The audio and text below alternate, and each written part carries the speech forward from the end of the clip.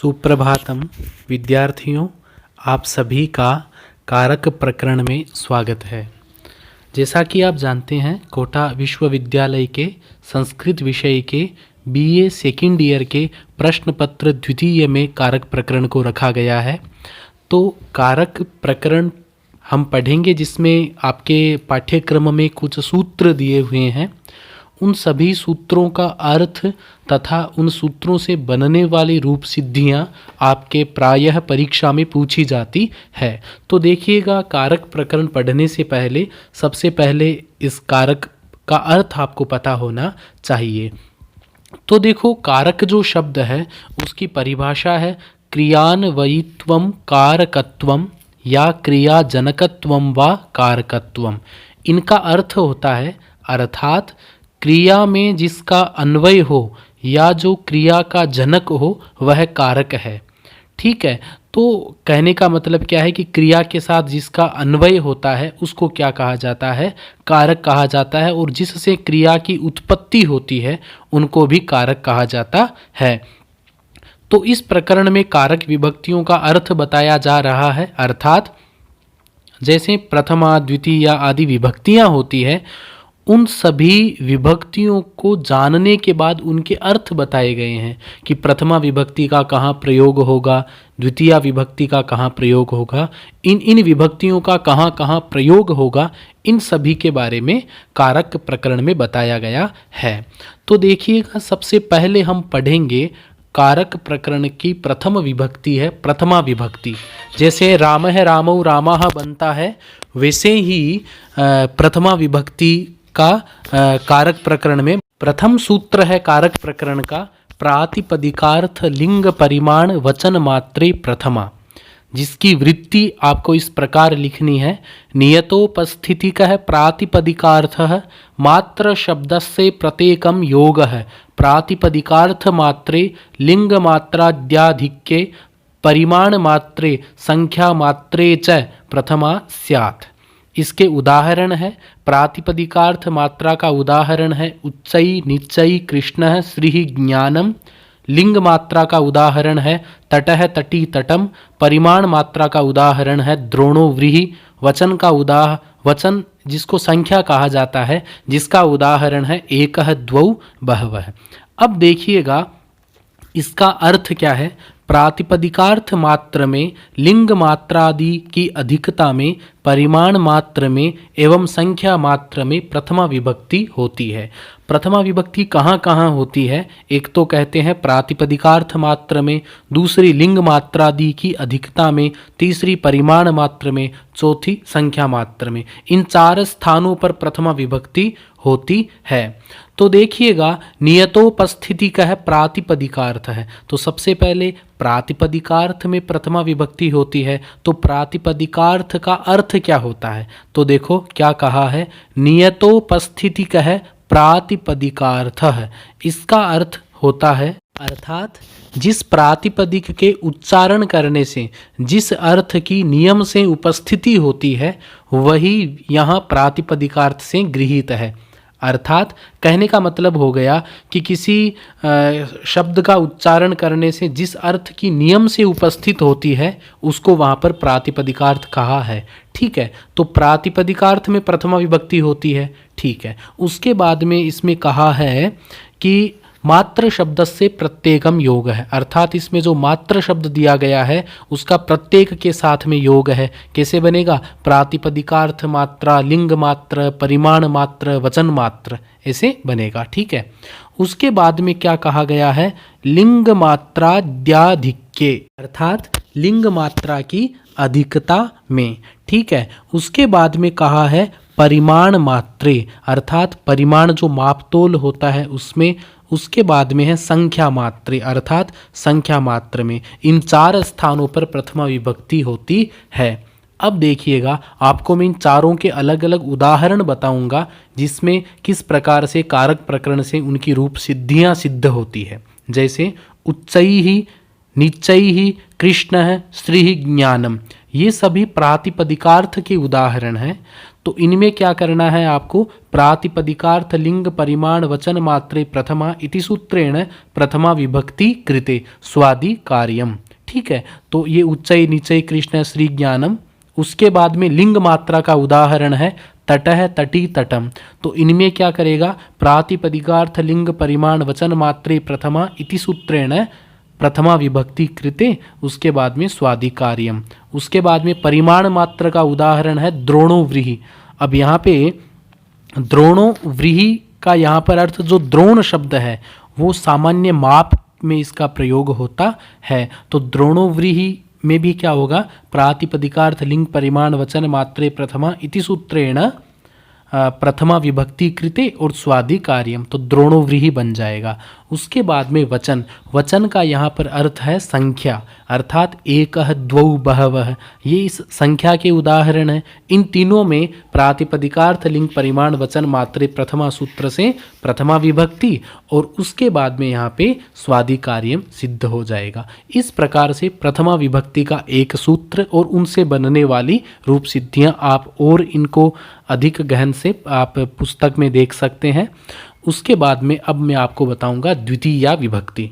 देखो, जैसे प्रथमा विभक्ति को कर्ता कारक कहते हैं, उसी प्रकार द्वितीया विभक्ति को कर्म कारक कहा जाता है। इसका सूत्र है कर्तुरीप्सित तमम कर्म, जिसकी वृत्ति है कर्तुः क्रियया आप्तुम इष्टतमम कारकम कर्म संज्ञम स्यात्। जिसका अर्थ क्या होता है, कर्ता अपनी क्रिया द्वारा जिसको अतिशयेन प्राप्त करना चाहे, अर्थात कर्ता को स्वक्रिया द्वारा प्राप्त करने में जो इष्टतम हो उसको कर्म संज्ञा होती है।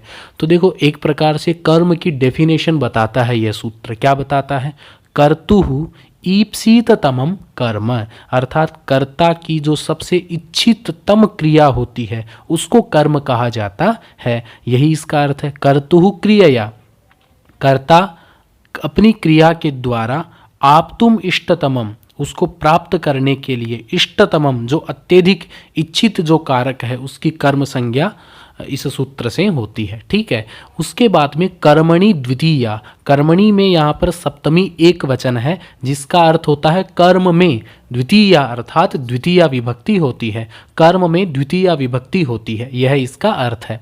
तो देखो, अनुक्ते कर्मणि द्वितीया स्यात्, इसका अर्थ क्या है कि अनुक्त कर्म में द्वितीया विभक्ति आती है।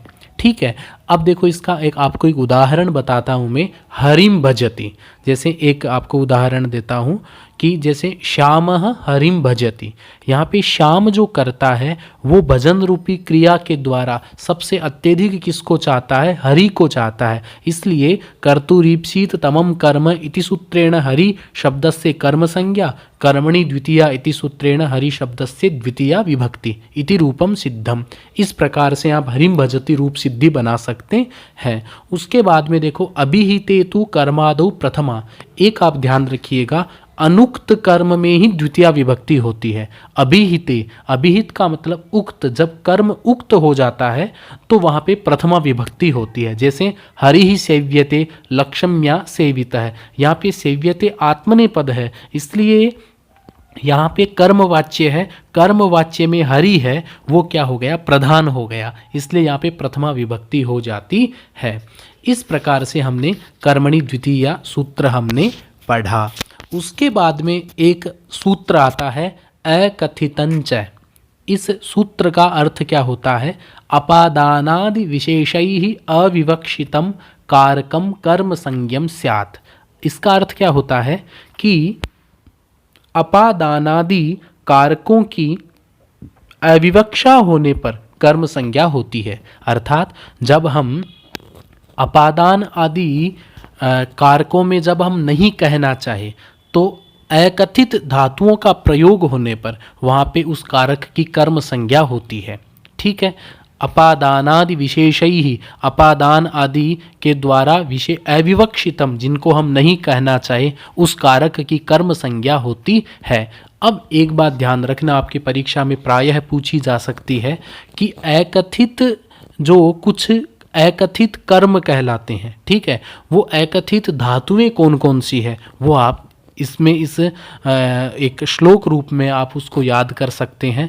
दू है, याच पच दंड रुधि प्रच्छि ची भ्रू शासु जी मथ मुषाम कर्मयुक्त स्यात् अकथितम तथा स्यान्निरि कृष वहाँ। इसका अर्थ क्या होता है कि दू है याच पच दंड रुध प्रच्छ ची भ्रू शास जी मथ मुष तथा नि री कृष वह। इन सभी धातुओं के साथ में यदि कर्म का प्रयोग हो जाता है तो उनको कहा जाता है अकथित कर्म कहा जाता है।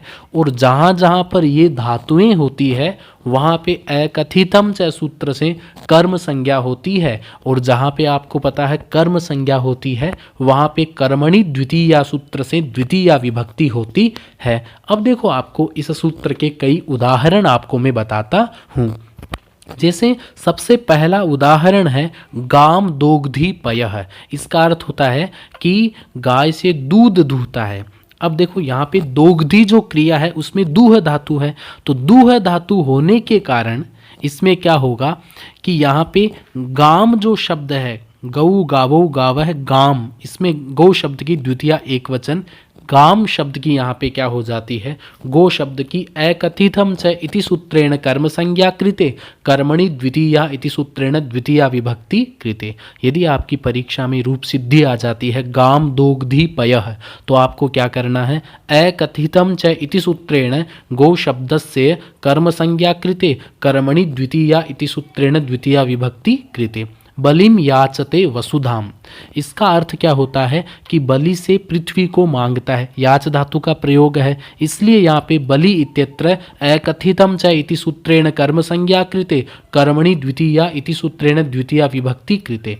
तंडुलान ओदनम पचति, यहाँ पे तंडुलान जो शब्द है इसमें तंडुल शब्द की अकथितम च इति सूत्रेण कर्म संज्ञा कृते कर्मणि द्वितीया इति सूत्रेण द्वितीया विभक्ति कृते, क्योंकि यहाँ पे पच धातु है, पच धातु दूह आदि धातुओं में आती है ना। इसी प्रकार गर्गान शतम दंडयति में दंड धातु है, व्रजम अवरुणद्धि गाम में रुद्ध धातु है, उसके बाद में बलिम भिक्षते वसुधाम में याच धातु का समानार्थक भिक्ष धातु है, माणवकम धर्मम भाषते में भाष धातु है। ठीक है, इस प्रकार से इन सभी उदाहरणों में जो आपकी पुस्तक में अकथितम च सूत्र इसकी वृत्ति के नीचे जितने उदाहरण दे रखे हैं उन सभी उदाहरणों में अकथितम च इति सूत्रेण कर्म संज्ञा कृते कर्मणि द्वितीया इति सूत्रेण द्वितीया विभक्ति कृते। इस प्रकार से आपको अकथितम च सूत्र और इसका अर्थ और इनसे बनने वाली रूप सिद्धियों के बारे में मैंने आपको बताया। अब आपके सामने प्रस्तुत है एक सूत्र अधिष्ठासाम कर्म। इस सूत्र की वृत्ति क्या होगी, अधिपूर्वाणाम एषाम आधारः कर्म स्यात्। इसका अर्थ होता है कि अधि उपसर्ग है वो यदि पूर्व में रहे, ठीक है, और उसके बाद में शींग धातु स्था धातु आस धातु आ जाए तो उसके आधार की वहाँ पर कर्म संज्ञा होती है। मैं आपको सरल भाषा में बताता हूँ विद्यार्थियों, यदि कहीं पर अधिशेते अधितिष्ठति, ये जो स्था लिखा हुआ ना इसमें अधि शींग स्था आसाम, तो शींग धातु का शेते शयाते शेरते बनते हैं, स्था धातु तिष्ठति तिष्ठत है तिष्ठन्ति बनता है, आस आस्ते इस हिसाब से बनता है। ठीक है, तो अधिशिंगस्थासाम कर्म सूत्र क्या कहता है, यदि कहीं पर अधिशेते अधितिष्ठति अध्यास्ते के रूप आ जाते हैं तो उनके कर्म की वहाँ पे इस सूत्र से कर्म संज्ञा होती है। जैसे हरि ही वैकुंठम अधिशेते, तो यहाँ पे अधिशेते जो क्रिया है उसका आधार वैकुंठ है, तो यहाँ पे यदि आपकी परीक्षा में आ जाए ना हरि ही वैकुंठम अधिशेते, तो आपको क्या करना होगा, अधिशिंगस्थासाम कर्म इति सूत्रेण वैकुंठ शब्दस्य कर्म संज्ञा कृते कर्मणि द्वितीया इति सूत्रेण द्वितीया विभक्ति कृते। इसी प्रकार हरि वैकुंठम अधितिष्ठति, तो अधिशिंगस्थासाम कर्म इति सूत्रेण वैकुंठ शब्दस्य कर्म संज्ञा कृते कर्मणि द्वितीया इति सूत्रेण द्वितीया विभक्ति कृते। इसी प्रकार हरि वैकुंठम अध्यासते, तो वैकुंठ शब्द की अधिशिंगस्थासाम कर्म इति सूत्रेण कर्म संज्ञा कृते कर्मणि द्वितीया इति सूत्रेण द्वितीया विभक्ति कृते। इस प्रकार से आपका अधिशिंगस्थासाम कर्म सूत्र हुआ। अब एक सूत्र आता है उपान वध्यांग वसः। यह सूत्र क्या बोलता है? उपाधि पूर्वस्य वसतेराधारः कर्म स्यात्। इसका अर्थ होता है यदि उपान वध्यांग वसः, उपाधि अर्थात उप आदि उपसर्ग रहने पर, उप अनु अधि और आ, ये चार उपसर्ग है, ये यदि पहले रहे और इन चारों उपसर्गों के बाद वस धातु आ जाए तो क्या बनेगा? जैसे उपवसति, अनुवसति, अधिवसति, आवसति। तो ये पद रहने पर वहाँ पे उसका जो आधार होगा उसकी वहाँ पर क्या हो जाएगी? कर्म संज्ञा हो जाएगी। ठीक है, तो इसके उदाहरण बनते हैं जैसे हरिः वैकुंठम उपवशति। तो यहाँ पे उपान वध्यांग वसः इति सूत्रेण वैकुंठ शब्दस्य कर्म संज्ञा कृते, कर्मणि द्वितीया इति सूत्रेण द्वितीया विभक्ति कृते। उसी प्रकार हरिः वैकुंठम अनुवसति।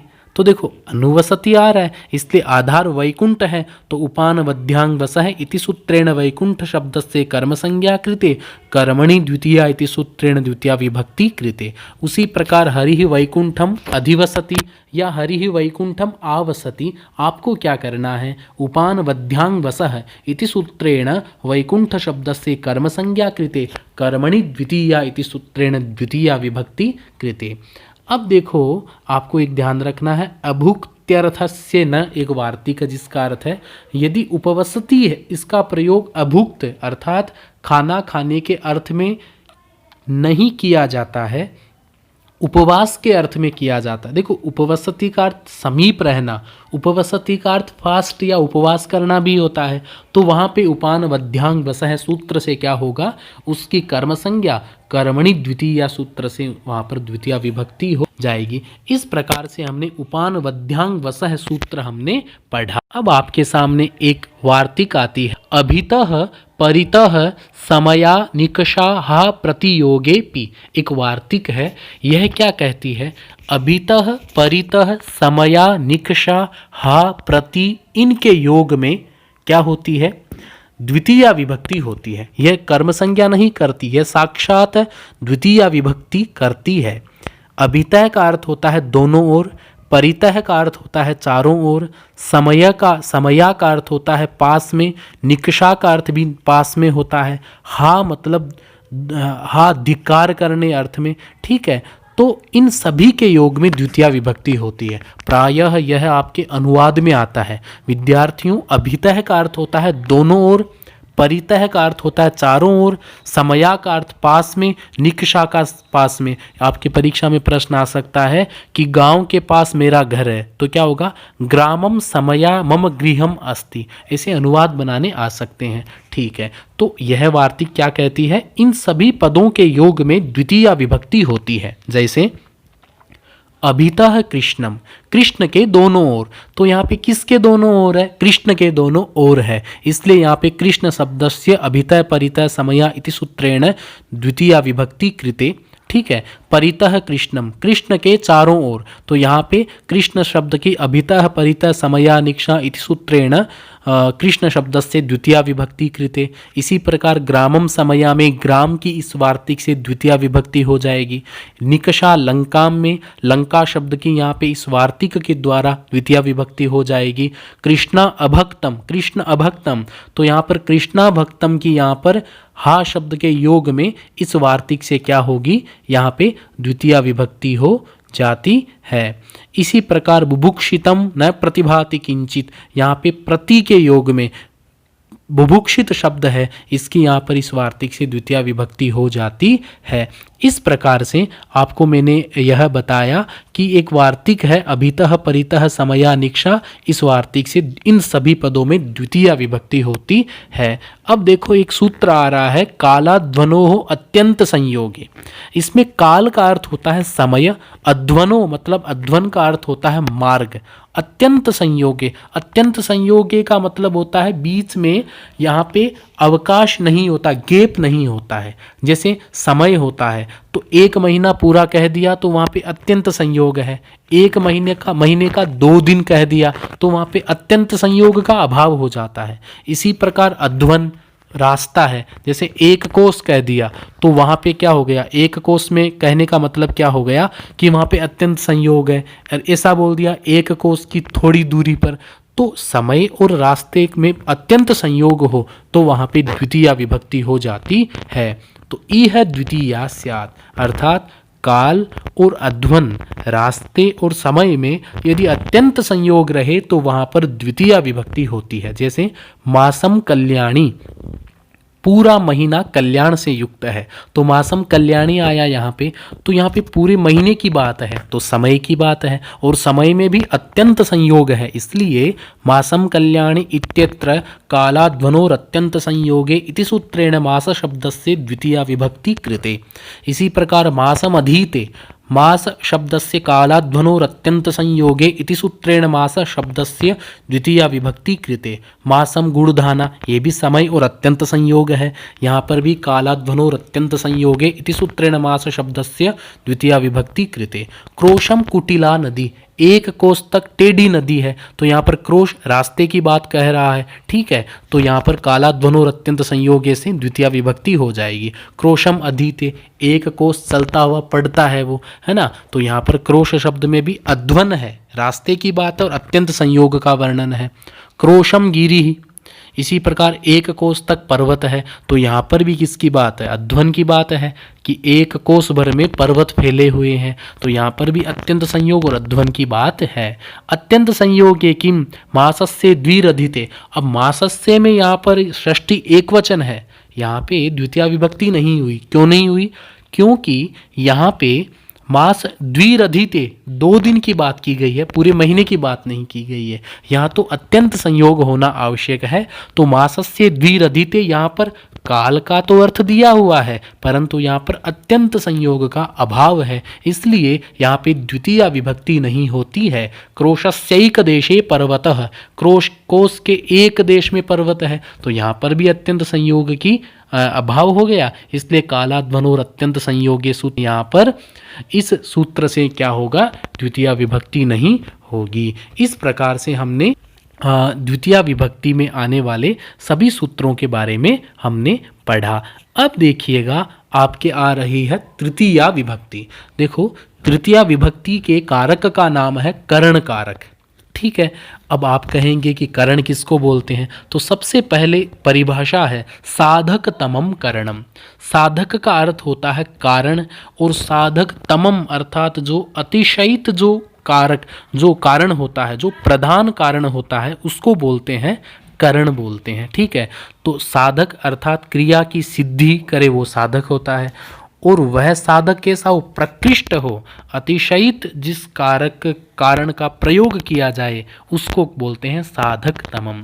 तो करण की सीधी सादी परिभाषा है क्रिया सिद्धौ, अर्थात किसी भी क्रिया के सिद्धि में प्रकृष्टोपकारकम, जो अत्यंत उपकारक कारण है, उस कारक को करण कहा जाता है। इस प्रकार से जैसे आपको बता दूं, जैसे घड़ा होता है, मिट्टी का घड़ा, उस घड़े को बनाने में बहुत सारे कारणों का प्रयोग होता है, परंतु मिट्टी होता है वो प्रकृष्ट कारण है। मिट्टी के अलावा चाक होता है, या आजकल मशीन आदि का उपयोग करके भी घड़े को बना सकते हैं, पर मिट्टी के बिना वो घड़ा नहीं बन सकता। मशीन के अलावा हाथ से बना लो, हाथ के अलावा मशीन से बना लो, तो जो प्रकृष्ट कारण है उसको करण कहा जाता है, ठीक है।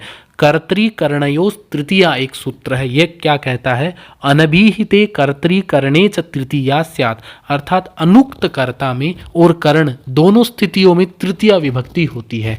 एक आपके सामने उदाहरण दिया है, रामेण बाणेन हतो बाली।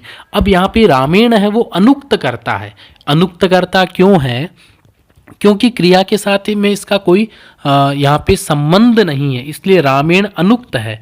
बाणेन ये क्या है, अब देखो राम के बाण के द्वारा बाली मारा गया, तो इसमें प्रकृष्ट मारा किससे गया, बाण से मारा गया, इसलिए बाण यहाँ पर प्रकृष्ट उपकारक है। प्रकृष्ट कारण है, इसलिए यहाँ पे रामेण बाणेन हतो बाली जो बहुत ही महत्वपूर्ण रूप सिद्धि है। इसको आप कैसे बनाओगे कि इत्यत्र स्वतंत्र है कर्ता, कर्ता की परिभाषा क्या है, स्वतंत्र है कर्ता इति सूत्रेण राम शब्दस्य कर्ता संज्ञा कृते साधक तमम करणम इति सूत्रेण बाण शब्दस्य कर्ण संज्ञा कृते साधक तमम करणम इति सूत्रेण बाण शब्दस्य कर्ण संज्ञा कृते कर्तृकरणयोस्तृतीया इति सूत्रेण राम इत्यत्र बाण इत्यत्र तृतीया विभक्ति कृते। इस प्रकार से कर्तृकरणयोस्तृतीया एक ही बात कहता है, कर्ता में और करण में तृतीया विभक्ति हो जाती है। प्रिय विद्यार्थियों, आपकी परीक्षा में दो प्रकार के प्रश्न आते हैं। एक तो सूत्रों से संबंधित आते हैं, जैसे करण संज्ञा केन सूत्रेण भवति, तो आपको लिखना है साधक तमम करणम, या कर्ता संज्ञा केन सूत्रेण भवति, स्वतंत्र है कर्ता इति सूत्रेण कर्ता संज्ञा भवति। ठीक है, या फिर ऐसा आ सकता है कि कर्म संज्ञा केन सूत्रेण भवति, तो कर्तुरीप्सित तमम कर्म। ठीक है, तो सूत्रों से संबंधित सामान्य प्रश्न आएंगे, या फिर इन सूत्रों की व्याख्या आ सकती है, जैसे अकथितंच, इस सूत्र की व्याख्या आ गई, तो आपको क्या करना होगा, पहले इसकी वृत्ति लिखना है, अपादानादि विशेषैरविवक्षितम कारकम कर्म संज्ञम स्यात्। ठीक है, उसके बाद में अकथित धातुएं हैं वो भी लिख दो, कौन सी है, दु है, याच, पच, इन सभी धातुओं का वर्णन कर दो। यदि आप चाहो तो एक आदि इनकी रूप सिद्धियां भी आप बना के आ सकते हो, जैसे गाम दोग्धि पयः इत्यत्र अकथितम च इति सूत्रेण गो शब्दस्य अत्र कर्म संज्ञा कृते कर्मणि द्वितीया इति सूत्रेण द्वितीया विभक्ति कृते। इस प्रकार से कारक प्रकरण की हमने प्रथमा विभक्ति, द्वितीया विभक्ति और तृतीया विभक्ति, इन तीनों विभक्तियों का अध्ययन हमने आज की कक्षा में किया। तृतीया विभक्ति के कुछ और सूत्र है जो अग्रिम कक्षा में हम सभी पढ़ेंगे। मेरा एक निवेदन आपसे, आप अपनी किताब को उठाकर देखिए, कारक प्रकरण है उसमें आपको आप सूत्रों को ध्यान से पढ़िएगा तो आपको अच्छे से अर्थ और उनकी रूप सिद्धियाँ आप अच्छे से बना पाओगे। आज के लिए इतना ही। आप सभी को बहुत बहुत धन्यवाद।